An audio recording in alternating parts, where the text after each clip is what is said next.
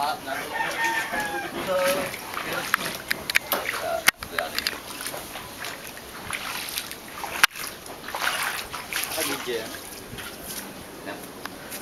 Vietnam tayo, no? Yan ang bahay sa Vietnam.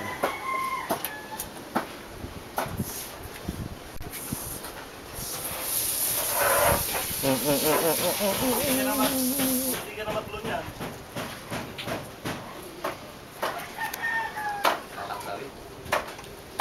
Pasok sa loob.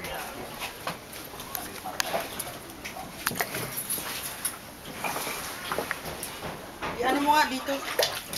Pati doon sa kwarto, tinan mo. Grabe. Ayun.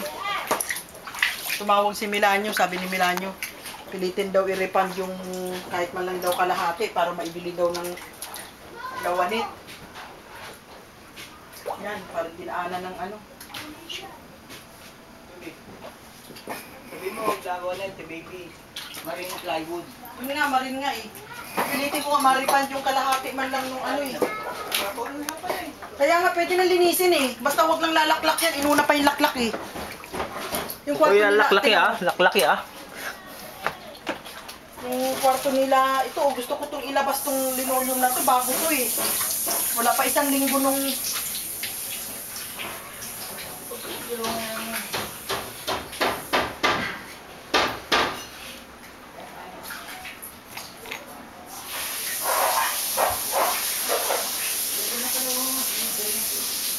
Pwede na nga.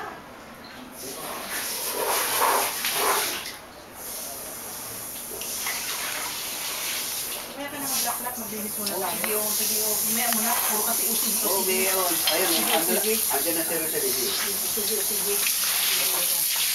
Ayan o, gusto ko ilinisin tong ano o. Ikaw,